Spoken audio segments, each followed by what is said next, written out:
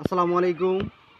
কেমন আছেন? আশা করি সকলেই ভালো আছেন। সম্মানিত কৃষক ভাইয়েরা, আপনাদের মাঝে আরও নতুন একটি গুরুত্বপূর্ণ ভিডিও নিয়ে হাজির হলাম। বন্ধুগণ, এই ভিডিওতে আমি কিছু গুরুত্বপূর্ণ তথ্য তুলে ধরব। বন্ধুরা, যারা ভুট্টার আবাদ করেছেন, কিভাবে ভুট্টার আবাদ করলে ভুট্টার ফলন বেশি হবে, তো আজকে A to Z যাবতীয় তথ্য এই ভিডিওতে তুলে ধরা হলো। বন্ধুগণ, ভুট্টার ফুল এবং ফল আসার পর কী করণীয়, সেটাই এই ভিডিওতে আমি তুলে ধরব।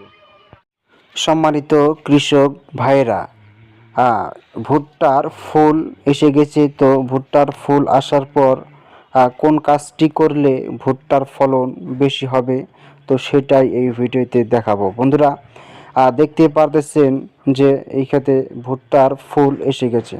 তো এই ভুট্টার ফুল আসার পর কি কি করতে হবে সেটাই দেখাবো।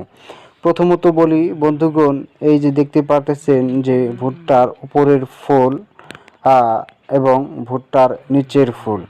বন্ধুগণ, মূলত এই ভুট্টার উপরের ফুল এবং নিচের ফুলের উপরে নির্ভর করবে যে আপনার ক্ষেতে ভুট্টা ফলন বেশি হবে নাকি কম হবে। বন্ধুরা, দেখতে পাচ্ছেন এই ফুলটি মরে গেছে। তো কোন কাজটি করলে ভুট্টার ফুল মরবে না, তো সেটাই তুলে ধরবো। বন্ধুগণ, প্রথমত বলি ভুট্টার উপরের ফুল এবং নিচের ফুল। বন্ধুগণ, উপরের ফুলটি হচ্ছে পুরুষ ফুল এবং নিচের ফুলটি হচ্ছে স্ত্রী ফুল।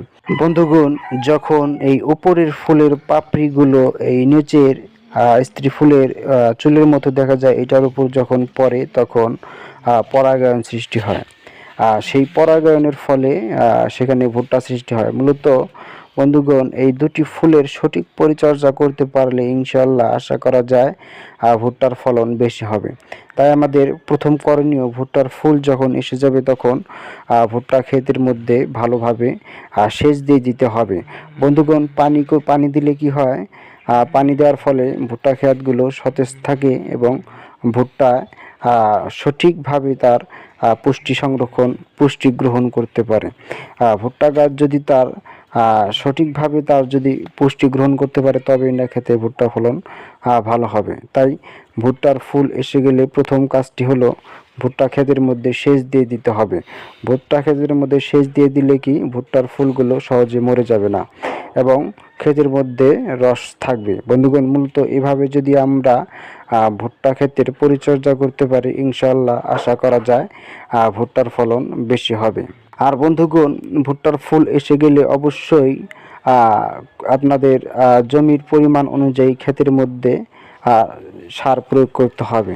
বন্ধুগণ, সঠিকভাবে যদি সার এবং পানি প্রয়োগ করতে পারি, ইনশাল্লাহ আশা করা যায় ভুট্টার ফলন বেশি হবে।